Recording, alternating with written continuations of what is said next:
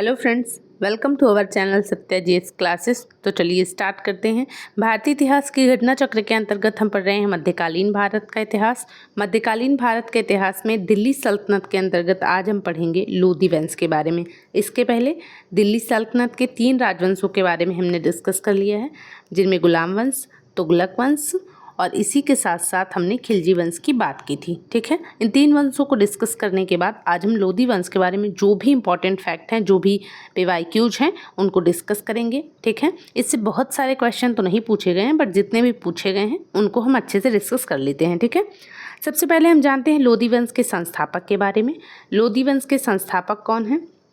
तो बहलोल लोधी हैं। बहलोल लोधी जो कि बहलोल शाह गाजी की उपाधि से दिल्ली के राज सिंहासन पर बैठते हैं। ठीक है, तो बहलोल शाह गाजी भी इनका नाम याद रखना। 1451 ईस्वी में बहलोल लोधी ने लोधी वंश की स्थापना की थी और याद रखना ये पहला अफगान वंश है। ठीक है, ये जो लोधी वंश है ये पहला अफगान वंश है। कहाँ पर? दिल्ली सल्तनत पर। ठीक है, तो इस बात को भी याद रखना। क्वेश्चन भी पूछा हुआ है कि सल्तनत शासकों में कौन अफगान मूल के थे? तो एक लोधी वंश ही है जो कि अफगान मूल का था, तो याद रखना लोधी वंश के जो शासक हैं। ठीक है, फिर हम बात करते हैं दिल्ली सल्तनत के अफगान शासकों के शासन के क्रम के बारे में पूछा हुआ था, और तो बात कर लेते हैं। सबसे पहले जो संस्थापक रहे लोधी वंश के, बहलोल खान लोधी, और ये पहले शासक रहे। 1451 से 1489 ईस्वी तक इनका शासनकाल रहा। लोधी वंश के जो दूसरे शासक हैं वो हैं सिकंदर लोधी। इनका जो शासनकाल रहा वो 1489 से शुरू होता है और 1517 ईस्वी तक रहा। ठीक है, फिर हम बात करते हैं तीसरे शासक की। लोधी वंश के जो तीसरे शासक और महत्वपूर्ण शासक हैं इब्राहिम लोधी। हालांकि इनका शासनकाल बहुत कम रहा, 1517 से लेकर 1526 ईस्वी तक इनका शासनकाल रहा। और आप जानते हैं 1526 में फिर भारत में जो है ये मुग़ल वंश की स्थापना हो जाती है। ठीक है, तो इसके बाद हम फिर मुग़लों के बारे में पढ़ते हैं। यहीं से दिल्ली सल्तनत जो है समाप्त हो जाती है इब्राहिम लोधी के बाद से। आगे चलते हैं, बात करते हैं सिराजे हिंद किसको कहा जाता था, तो पूछा गया है। तो याद रखना जौनपुर को सिराजे हिंद के नाम से जाना जाता था। ठीक है, फिर पूछा है खातौली के युद्ध के बारे में। क्वेश्चन पूछा हुआ था कि महाराणा सांगा ने इब्राहिम लोधी को किस युद्ध में पराजित किया था, किस युद्ध में हराया था? तो याद रखना वो है खातौली का युद्ध। खातौली का युद्ध या कहीं पे खतौली का युद्ध मिलता है। ठीक है, तो सही है, कोई दिक्कत नहीं है। 1518 ईस्वी में होता है खतौली का युद्ध। किसके बीच में होता है? तो महाराणा सांगा और इब्राहिम लोधी के बीच में होता है, जिसमें इब्राहिम लोधी को महाराणा सांगा ने हरा दिया था। फिर पूछा गया था क्वेश्चन कि किस मध्यकालीन सुल्तान ने आगरा शहर की स्थापना की थी और उसे सल्तनत की राजधानी बनाया था? और ये क्वेश्चन बहुत बार पूछा गया है।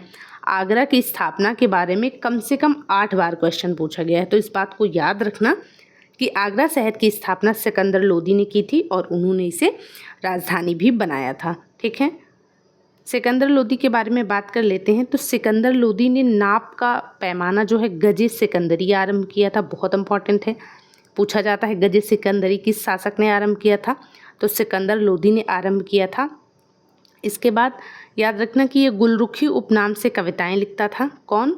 सिकंदर लोधी। तो ये भी इम्पॉर्टेंट है। और इसने अनाज के ऊपर कर, जिसे जकात कहा जाता है, याद रखना जो अनाज के ऊपर कर लगता है उसे जकात कहा जाता है, तो इसने जकात को समाप्त किया था। क्वेश्चन पूछा था कि किस शासक ने अन्न के ऊपर से कर समाप्त किया?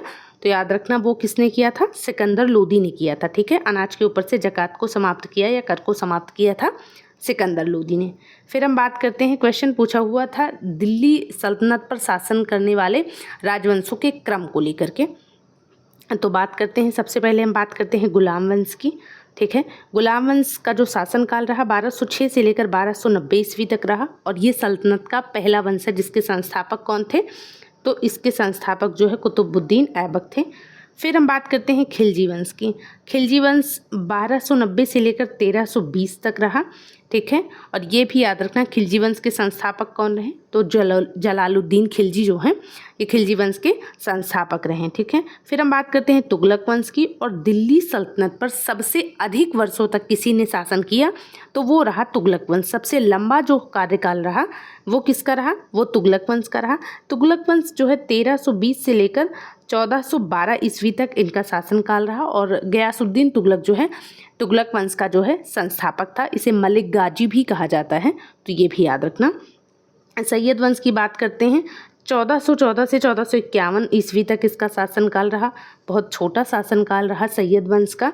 सैयद वंश के जो संस्थापक रहे वो खिज्र खान रहे, तो इसको भी याद रखना। और फिर जो अंतिम राजवंश है दिल्ली सल्तनत का वो है लोधी वंश।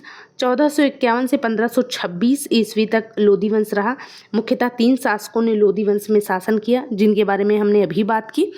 और 1526 के बाद से 1526 ईस्वी से फिर भारत में मुग़ल साम्राज्य की स्थापना हो जाती है। तो फिर हम पढ़ते हैं किसके बारे में, फिर हम पढ़ते हैं मुग़लों के बारे में। ठीक है, आई होप आपको ये क्लास पसंद आएगी। अगर आती है तो प्लीज़ इसे लाइक करें, शेयर करें और अपना फीडबैक भी हमें ज़रूर दें। Thank you so much.